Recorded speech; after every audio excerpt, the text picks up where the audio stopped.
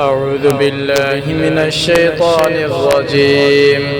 بسم الله الرحمن الرحيم.